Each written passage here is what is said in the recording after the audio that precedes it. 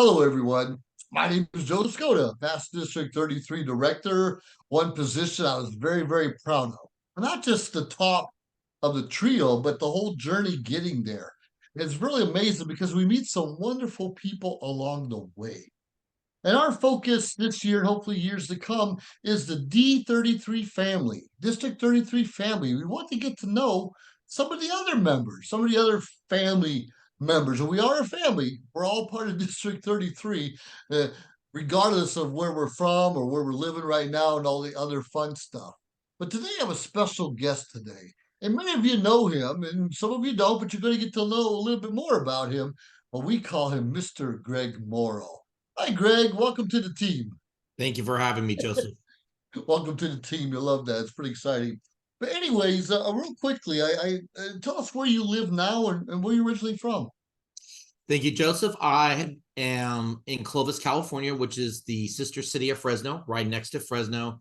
And I grew up in San Jose, California. Oh, San Jose. That's beautiful. So what brings you to Clovis from San Jose? It's a totally different world.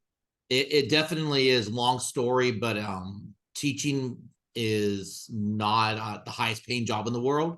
And in the mid 2000s, in 2006, I moved to Marietta, which is right next to Temecula, south of Riverside, for 2 years. And through a series of life circumstances, I ended up in Hanford in 2008, and have lived in the Central Valley for the past 15 years.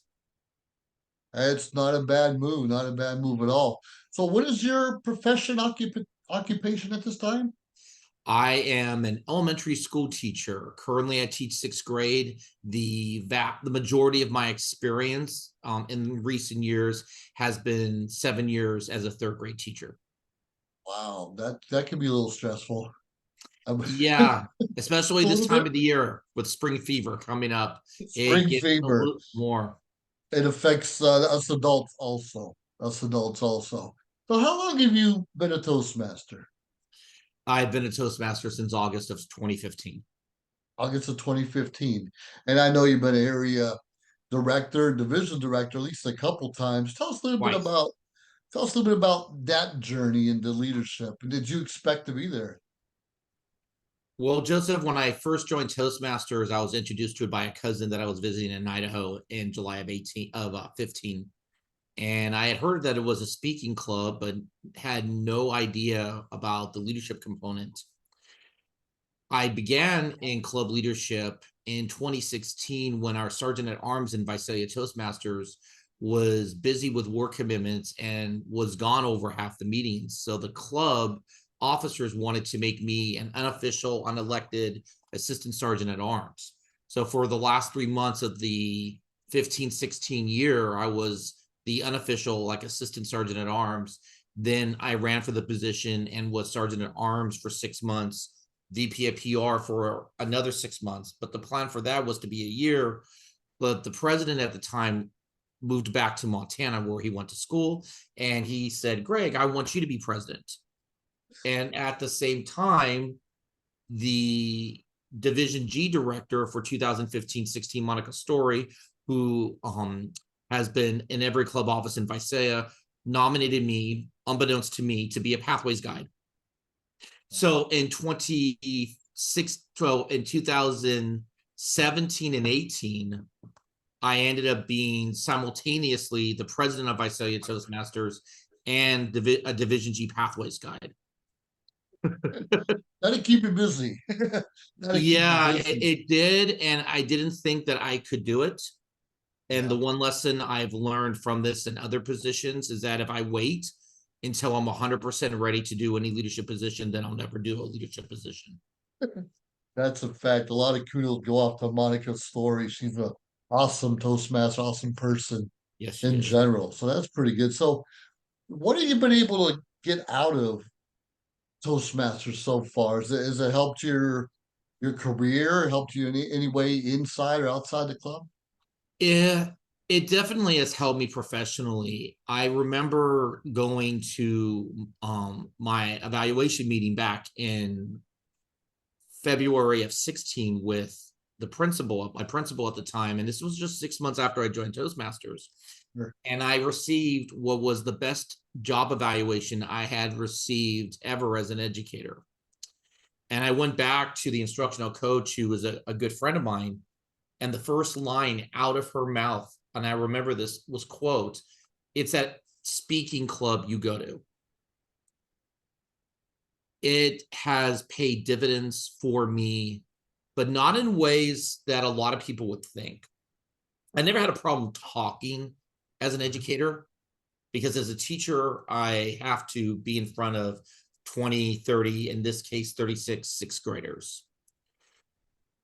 Where it's benefited me a lot is in the organizational skills, the leadership skills, and knowing how to say things succinctly.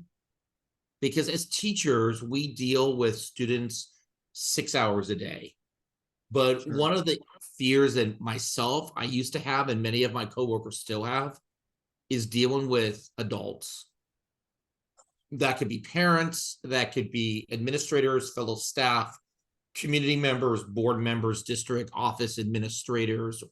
A lot of us teachers are not very comfortable dealing with them. And being a part of Toastmasters has really given me skills to deal with a much wider range of people in my work environment. Sure, I remember just a year or two ago where you had to teach online because of, the COVID.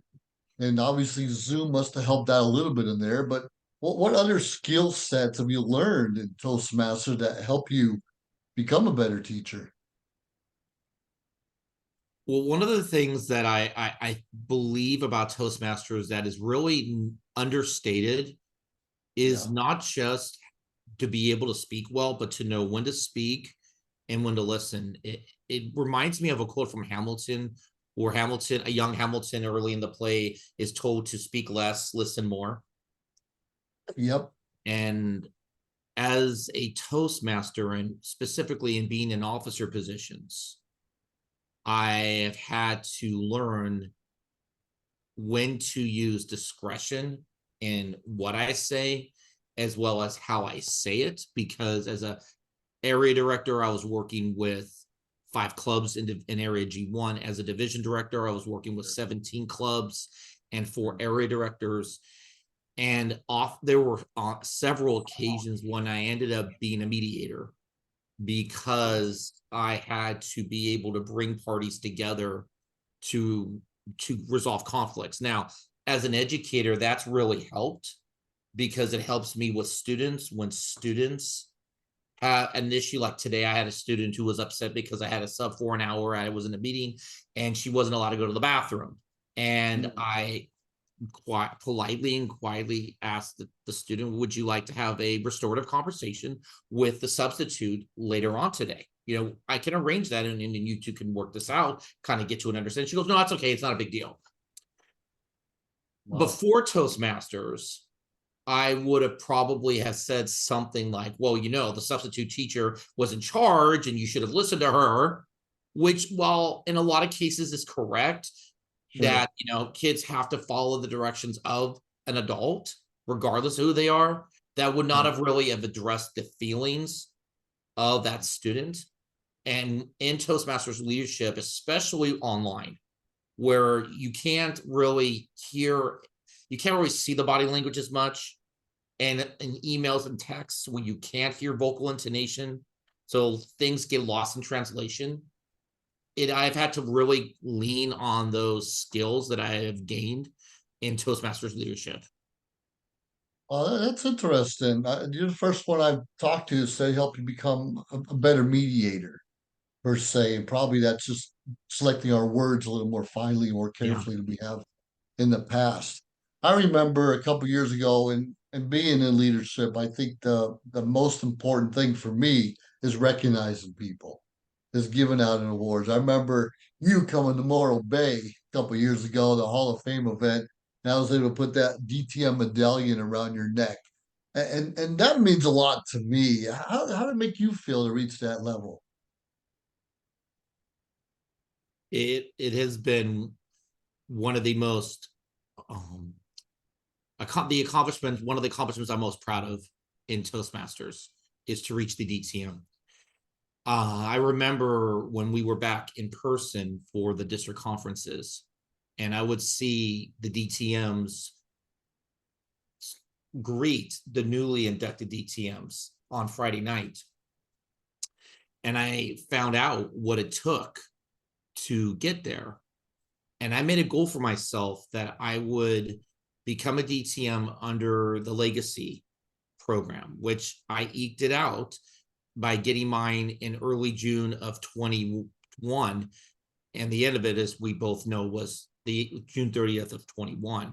So I was extremely proud and blessed because many people were behind me. And that's just not in Toastmasters. I also have a wife who recently became a Toastmaster, who ever since we've known each other, we've known each other for over 6 years, has been nothing but supportive of my journey, even though she was not a Toastmaster until probably 2 weeks ago.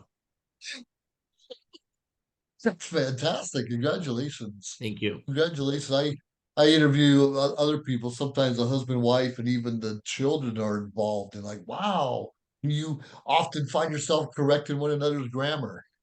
Those I'm little things. actually the fourth, I should say fifth DTM in my family. The cousin that I visited in Idaho and her husband are both DTMs.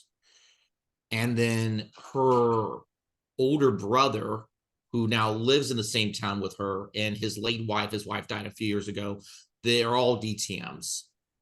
Wow. And they're still, I do believe, active in Toastmasters up in northern Nevada, southern Idaho, Twin Falls area. And that, so it's wonderful to, I had heard about it from my cousins once I started joining more, getting involved, hearing about their experiences.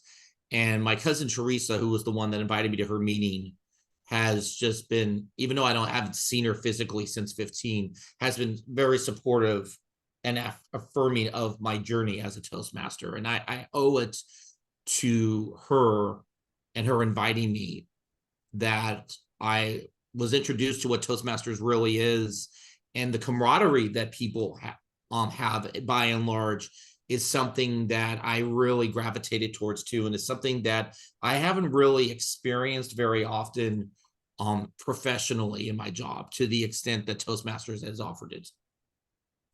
Oh, man, that's wonderful. I have a couple family members who are Toastmasters, but no one's at DTM level or even in leadership. I hope someday my children will follow suit. But it's timing for all of us. Sometimes we don't know what we don't know, and we don't realize how important it can affect us. And I hear all the time, well, I don't want to be a public speaker. I try to tell them more often than not, this is more than just public speaking. And the network, the friends that we meet, the different skill sets that we're able to accomplish, and even handling training. And I know you've been a trainer and a speaker many times. How do you put together a team to help you train your club officers? How do you best do that? I know that as a division director, I looked for people, and there's, as you and I both know, there's the old 80-20 rule. 80% of the people, 80% of the work is done by 20% of the people. Yep. It has seemed that in COVID, it's become 90-10 or even 95-5.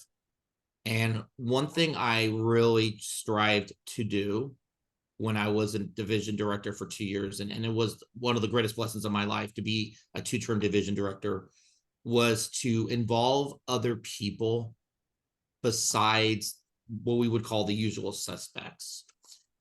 Because it's real easy, and it's just like as a classroom teacher.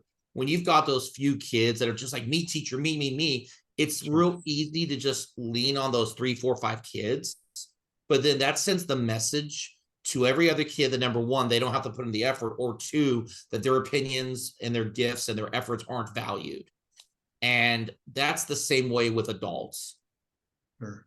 I make every effort to involve a variety of people, to not just have the same people. Now, I've also learned you can't force people to do things. You can give them invites. You can talk to them about the advantages of volunteering and all that. But it has to be for the right reason at the right time. Good point. Yeah. But I always try to get those that I see have a gift that are willing to help, that they might be, it's a stretch opportunity for them, because it's in those stretch opportunities that we grow. We don't stay, if we stay in our comfort zone, we never grow. And that's not a growth mindset. And one of the things I've seen, my Division G team last year, Yes, 2 of my area directors were G1 officers when I was area G1 director.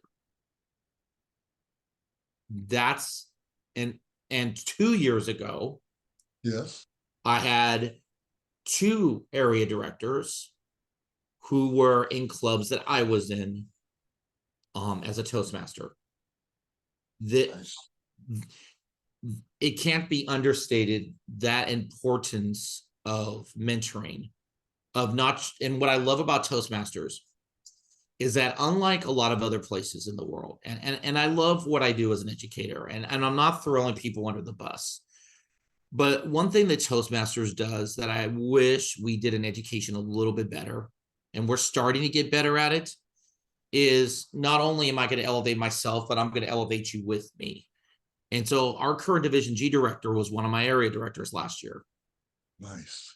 And I was his area director when he was just an officer in Oakhurst, now Yosemite Toastmasters.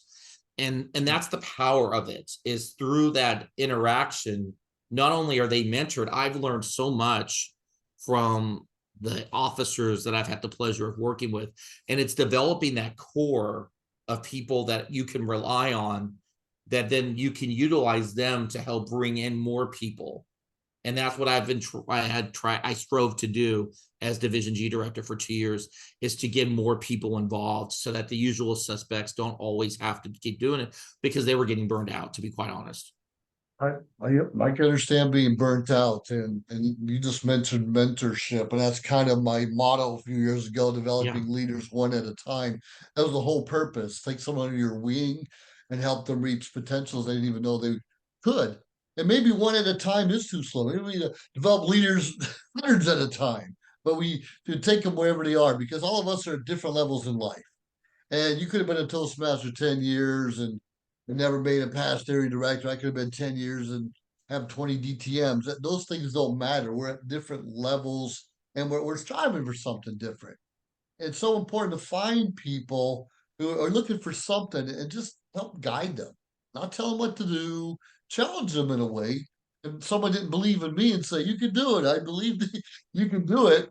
Who knows? I may never have made it to leadership. I know what you That's mean. pretty exciting. I know what you mean, because when I first joined Toastmasters, to be quite honest, I was going through a divorce. I had been separated for about 4.5 months, and I wanted to get out of the house. And so when I saw that if I say a Toastmaster meeting on a Tuesday night, my first honest reaction was, well, at least I'm going to be doing something one night a week instead of being home. And I started going. And it was at first, and I have to say to those that are new Toastmasters, it will seem unusual. It was unusual for me. I'm like, you're going to evaluate my speech in front of everybody. The first 3 speeches, I literally hid my head under my arm and said, God, no, do not evaluate me in front of 20 people. But something happened. After about 3-4 speeches, I realized that it was positive intent. And I started just doing what they suggested. And I met with my mentor, who was a wonderful mentor to me, and somebody who normally in life I probably would have never met, because he's almost 20 years younger than me, and he's in a different line of work. He actually is the son of the late Cindy Bean. Alan Bean was my mentor, and he now lives in Montana, but he was the club president right before I was club president. And he was my mentor when I joined in 15. And being able to hear his perspectives, him being an English major and being really focused on grammar and how you say things and the wording, really was a great influence on me as far as how I became a leader. And in Visalia is very, very systematic. They've been using Toast forever. They're very orderly. They have a specific way they do things. They follow protocol, well, rather closely. If you go to a Visalia Toastmasters meeting one day, 1 week, and you go to it 6 months later, you're going to see that it's pretty much, they're not going to try to throw things at you or do things that are not in Robert's rules. And that's set an extremely sound foundation, I believe, for me through Cindy Bean and Monica Story and Alan Bean, and a couple of others, to really set me up for success to when I became president of the club and Pathways guide. I was able to succeed in those roles. And then a couple of years later, I become an area director, and then from there, division director, and to where I am currently, which is the logistics manager for D33. So, and that includes you on there. You've been helpful when I was area director, Clarice Kresser, when I, division director. I was my first term division director when you were district director. Clarice was in my second term. And so there's so many people that I probably would never have met without Toastmasters. And that's one of the most powerful things about Toastmasters, is that it brings people together from a wide range of backgrounds, and that diversity and inclusion of the diversity, where not only does everybody get invited, but everyone has a seat at the table and feels important, is what really accelerates our growth. And I really believe, because it did more for me as an educator. I grew in the 2 years that after I joined Toastmasters, I grew more as a teacher in those 2 to 3 years than I had in my prior 10 years. Wow. It was a huge game changer for me personally and professionally. And people, I had coworkers come up to me in Farmersville where I worked and say, Greg, you're not always just so loud anymore. Your voice is more melodious. You don't use ums and uhs. What is it? They started rolling their eyes at me because I gave them the same answer. I'm like, Toastmasters. And I said, well, if you don't want the answer, don't ask the question. I'm telling you. And I was just going to one club a week at the time. I'm like, 90 minutes a week makes a difference. And it's $55 every 6 months or $110 a year. That's the least expensive professional development I've ever received, because as an educator, I can go to a full day training, just one 8-hour training, and the school will end up spending $300, $400, $500 for me to go. And I've paid $1,000 for weekend events and things like that, and I'm learning almost as much here. It's crazy. It's crazy. Exactly. I remember Cindy being real well. I thought she was wonderful, and too bad her life was cut short. But I learned a lot from her also. So tell us a little bit about which clubs you represent. I know you're in Division G, and that's a wonderful division. I get up there when I can. But tell us about some of the clubs that you represent right now. Currently, I'm in 5 clubs. You and I together are in TM Studios, which is not a Division G club, but with the power of Zoom, one of the silver linings, or I should say, or make lemonade out of lemon situations from COVID, is the proliferation and use of Zoom, so that physical geography no longer is a deterrent from joining a club. So I have TM Studios, Stellar Toastmasters, which is a bilingual Spanish-English club in Fresno. So we do 1 week in Inglés y la otra semana, other week in Espanol. And just being in that club has helped. Just the every other week, just once every 14 days of 1 hour in Spanish, has noticeably improved my Spanish within a year. Central Valley Toastmasters, Division G Leaders, which is Division G's advanced club, which was sponsored by Cindy Bean and myself, as well as Membership Masters out of Division A, which is an advanced club as well. Sure. And what's the importance? And I know of joining an advanced club. I feel once we're in our clubs long enough, it's time to move on. What advantages is joining an advanced club do? Well, what I like about the advanced, there are a couple of things I like about advanced clubs. Number one is what, the iron sharpens iron adage. Don't get me wrong. I'm not saying at all that I don't enjoy going to my community clubs, my regular clubs. I do. Sure. But just like athletes go to travel teams, tournament teams. I have students that are on travel teams. There came a certain point in my journey as a Toastmaster where I needed to be challenged a little bit more. I needed to have topics that were a little bit deeper, that fit what I was doing as an area and division director. And I'm a member. 3 of my clubs are advanced clubs. I mean, TM Studios is an advanced club. Now, its focus is not like most of the other advanced clubs in the district. That's leadership. But what I love about TM Studios, my favorite part is the table topics. It's elevated. It's not just answer this question, please. It is improv, like you would see on Whose Line Is It Anyways. It is the thing I look forward to the most on Tuesdays is the improv. I love it. I did an improv drama class in high school for 2 summers, and I've always just gravitated. I did impromptu speaking in high school on the speech and debate team. So I've always gravitated towards improvisational speaking. And so that really gravitated me towards TM Studios. Whereas Division G leaders, what I love about the leadership clubs, like Membership Masters, Division G leaders, is a pay it forward. It's not a country club where it's just, all the leaders are going to meet and in the quote Mel Brooks, run for run. It's not that. It's we're going to meet to better each other, to really help refine ourselves as leaders. And then we take what we learn and we bring it to our clubs. So it's not a country club atmosphere. It's a learning lab. And that's what I love about Division G leaders. Like, for example, this weekend, I'm going to be presenting on Sunday on interview skills and how you can use your Toastmaster skills to do well in a job interview. That's not a topic you're going to hear in most club meetings because of time constraints, and a lot of the members are newer. But in an advanced club, we do those things. And so that's a good point.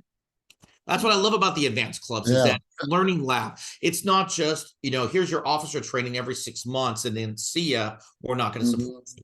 It's here's the officer training every 6 months. And by the way, we have multiple clubs in D33 that meet once a month, sometimes together like Division F leaders and Membership Masters did last Sunday. And we're going to help you be better leaders so you can help your club members be better members. Oh, I love that so much. And a lot of advanced clubs allow us to speak for 10, 12, 15, even 20 minutes to get certain projects done and work on certain skill set. Because when we're used to 5 and 7 minutes, time to stretch a little bit more. Time to stretch just a little bit more. Well, I appreciate it. I know when I first became in the trio, I relied on you as our Zoom master because you were the one who had most experience doing this platform. And now everybody knows it. Everyone's sort of a master. We still need to tweak our skills because updates are always coming and even background. Some people forget how to do that. So that's real important. Well, real quick, before I let you go, are there any words of wisdom that you want to share with the rest of us? If anyone out there is a new Toastmaster or they're thinking about being a Toastmaster, I can't guarantee that it's going to always be easy because nothing worth getting in life is ever easy.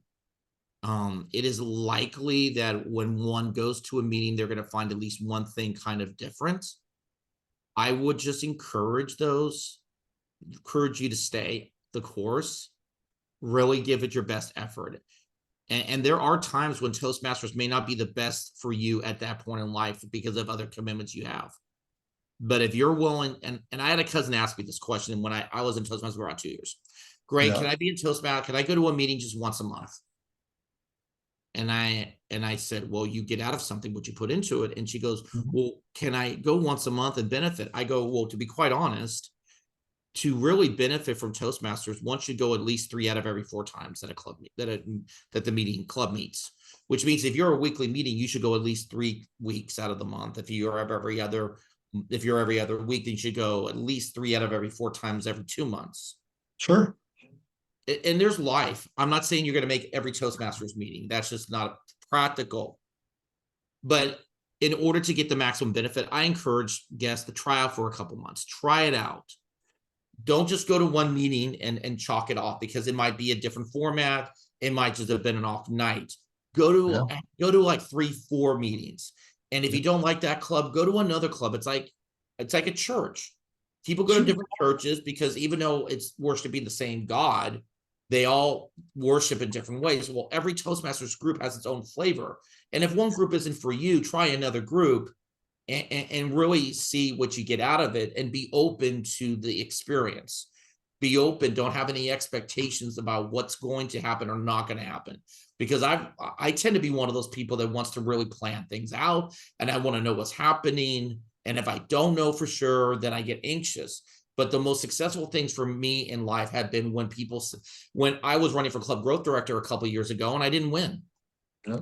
And a Toastmaster who's not even in my district, she's in Division F, arranged with the leadership, the immediate past district director at the time, to contact me to make sure I get an application in for the Division G position, because no one was applying for Division G. So she saved me from being a floor candidate. And so they were allowed to vote on me if I didn't win club growth. And I didn't at first want to be a second term club growth director. I mean, Division director. I wanted to be club growth director. But I realized that through everything happens for a reason. And I learned so much from last year and was able to develop my team a lot more, to the point where the current division director is an area director from last year and was one earlier this year. Then he just stepped in.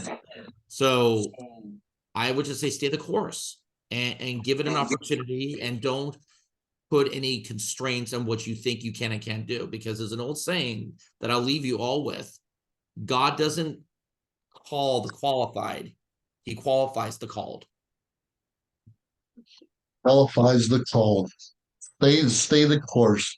Thank you so much, Greg. Deeply You're welcome. appreciate your insight of what you're doing, and your children. I'm sure are enjoying what you've learned and be able to teach them just a little bit better in the classroom. And I love it. So They actually, I have some students who have looked me up on Googled me online and go, what's Toastmasters? And so I've had to explain it to them in 6th grade language what it is, but they're like, they've seen pictures of me, because it'll be like, Mr. Mauro, this is you. What's Toastmasters? And I've had to explain that it's a speaking and leadership club. And when they get to high school, hopefully, there'll be a youth leadership program available for them in Madeira. sure. I was afraid of debate and speaking and all of that stuff in high school, even in my early 20s and so forth and so on. It took me a long time to get comfortable. Now, boy, I sure missed a lot. Decades of information and knowledge and skills I could have learned. Better late than never. I feel the same way. I wish I would have joined Toastmasters when I was beginning as a teacher at age 25. And I've told coworkers, I wish, and I've tried to get them to go, and a lot of them won't, because for the same reasons I didn't go for years. But I tell myself, I wish I would have gone at 25 and not waited until I was 42 years old to go. Hey, better late than never, and we're glad to have you part of District 33 family. So It's a thanks blessing to again, be. Greg. All right, we'll talk to you soon. Thank you. Thanks, Joseph.